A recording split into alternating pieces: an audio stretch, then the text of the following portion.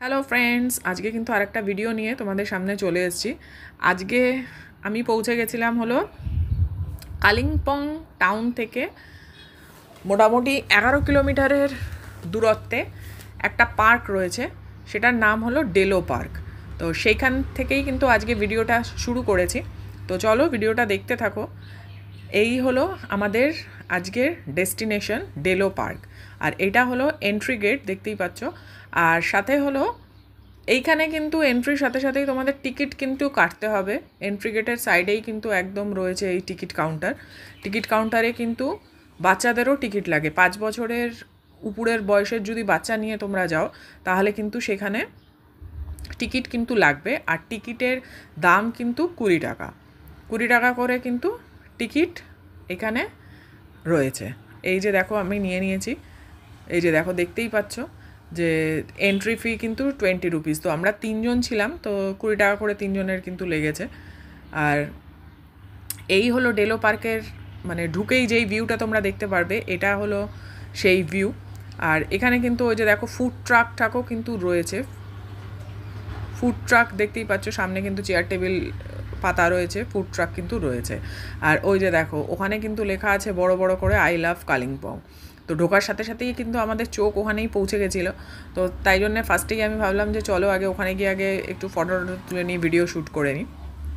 মানে তুমি এন্ট্রি করলে, এন্ট্রির সাথে টিকিট নিলে 20 টাকা করে, যেটা বললাম 20 টাকা করে কিন্তু টিকিট রয়েছে। বাচ্চাদেরও কিন্তু টিকিট লাগে। ঢুকেই তারপরেই কিন্তু তোমাদের রাইট হ্যান্ড সাইডেই কিন্তু এই আই লাভ কালিম্পংটা কিন্তু তোমরা দেখতে পাবে।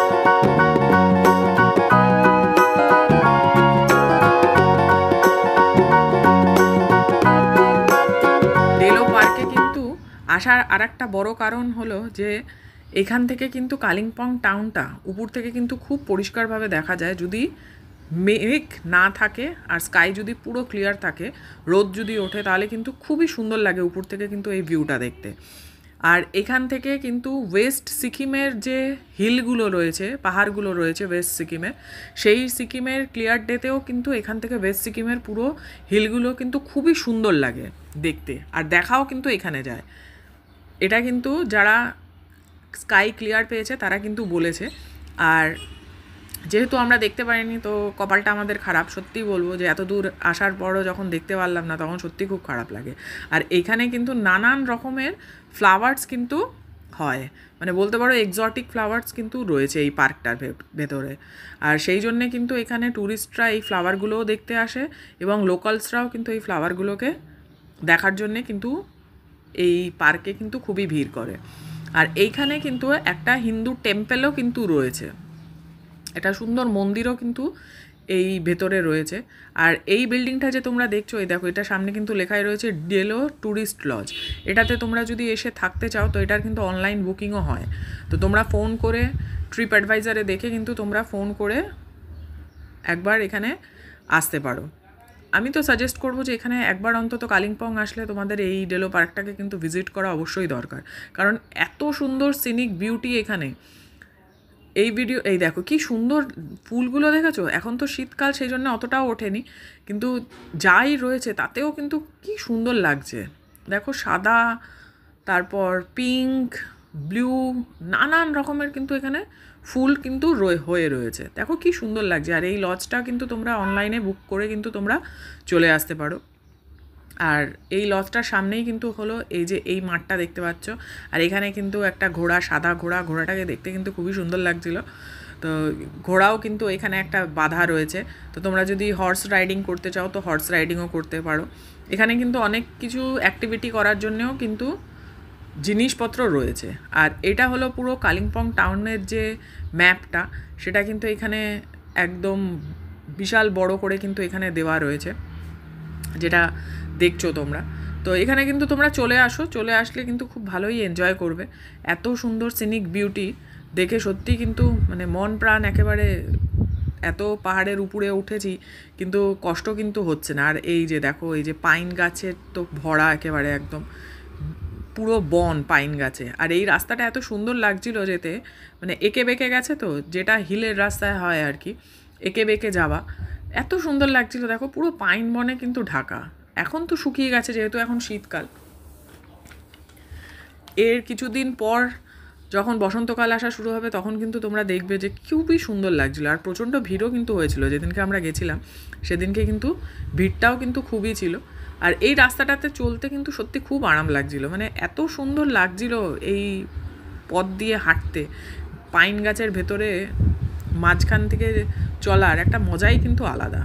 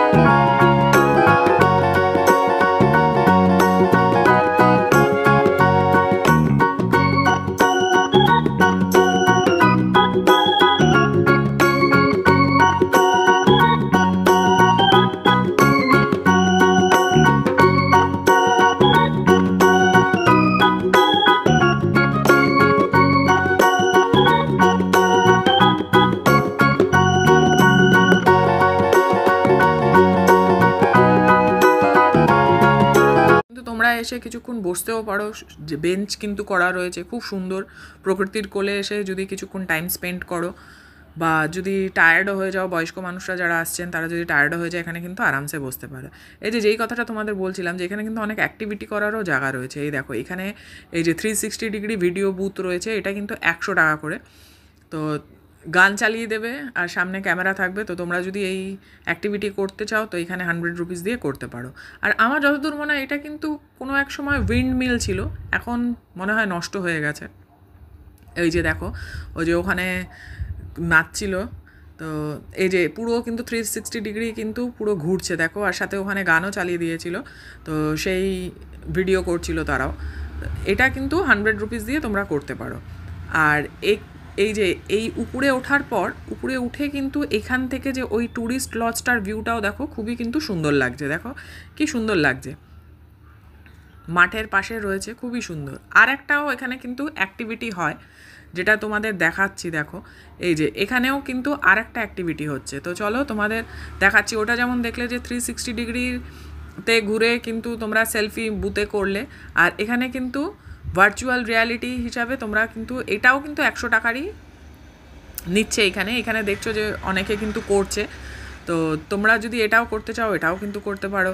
পুরো তোমাদের ভার্চুয়াল রিয়ালিটি দিয়ে দেখতে পারবে তোমরা, ওই যে চোখের মধ্যে তোমাদের পরিয়ে দেবে আর ওই যে ওরকমভাবে পড়বে, তারপরে কিন্তু পুরো একেবারে এখানেও কিন্তু 360 ডিগ্রি দিয়েই তোমরা দেখতে পারবে জায়গাটা। তো এইসব কিন্তু ফান অ্যাক্টিভিটি কিন্তু তোমরা এখানে করতেই পারো, আর ভালোও লাগবে কিন্তু। তবে এগুলো তো রয়েছেই, কিন্তু সাথে সাথে আমার একটাই আফসোস হয়ে গেল যে এখানে কিন্তু আমরা এতটা গেলাম, কিন্তু এখান থেকে তিস্তা নদী, তারপর রেলি ভ্যালি যেটার উপরে কালিম্পং শহর রয়েছে, সেই জিনিসগুলো কিন্তু পরিষ্কারভাবে আমরা দেখতে পারলাম না কুয়াশার জন্যে। আচ্ছা, আরেকটা হলো যারা তোমরা গাড়ি নিয়ে আসতে চাইছো, এই যে এখানে হলো পার্কিংয়ের জায়গা। আর পার্কিং কিন্তু তোমরা এখানে করতে পারো যদি তাড়াতাড়ি আসো, না হলে কিন্তু এখানে পার্কিংয়ের জায়গা পাওয়া যায় না। আর একদম যদি পিছনে দাঁড় করো তাহলে কিন্তু গাড়ি বার করতে অসুবিধা হবে।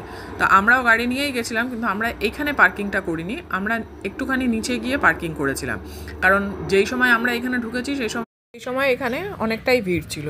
আচ্ছা, এখানে কিন্তু 4 চাকার 50 টাকা পার্কিংয়ের, আর 2 চাকা আনলে কিন্তু 20 টাকা দিতে হবে।